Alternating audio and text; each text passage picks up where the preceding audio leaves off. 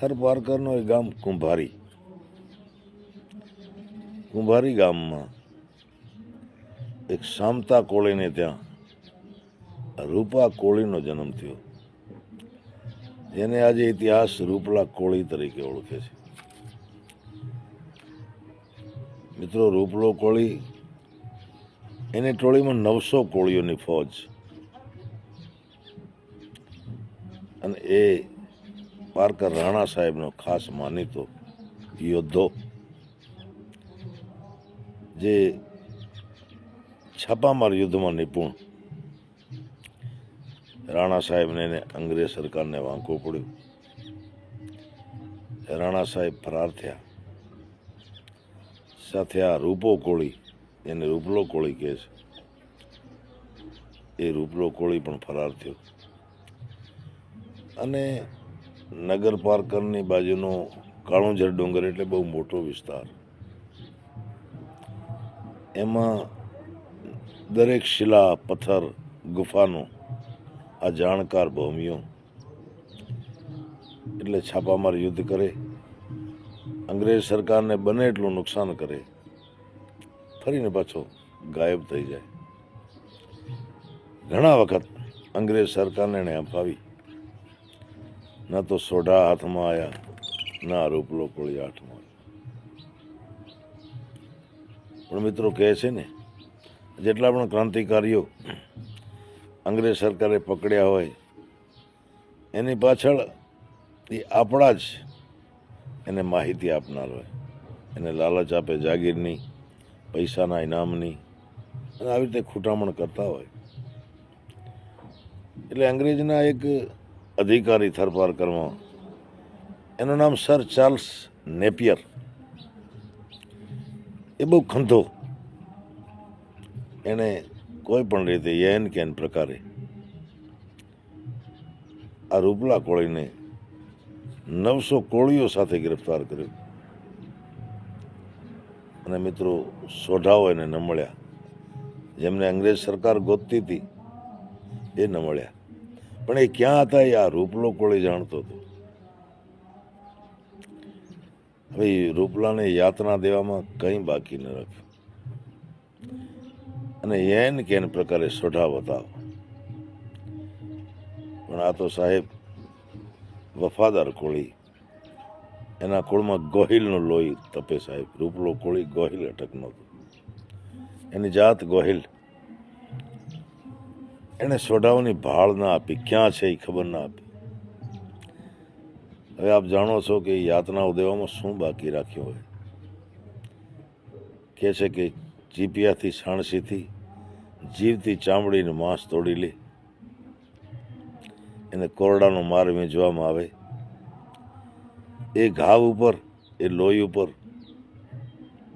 મીઠું મરચું ભભરાવવામાં આવે. આ તો અંગ્રેજો કંઈ સોઢા બતાવે એટલે તને છોડી દઈએ. પણ આ તો રૂપલો ગોહિલ, રૂપલો કોળી, આ શેની માહિતી આપે મિત્રો. ઘણી યાતનાઓ દીધી.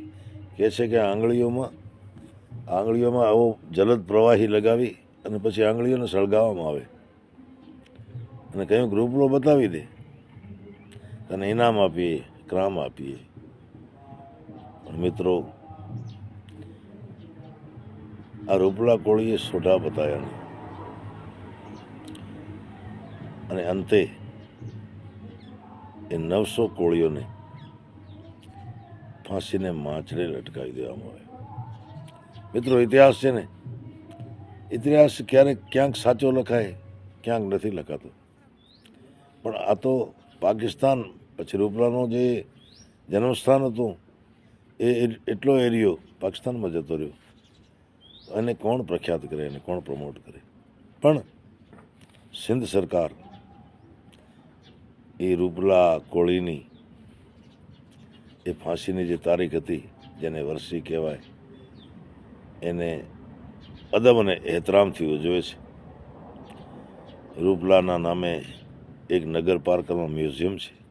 એ વખતે જે હથિયારો વપરાતા એ હથિયારો, બાકી બીજા સાધનો એ મ્યુઝિયમમાં સાચવવામાં આવ્યા છે.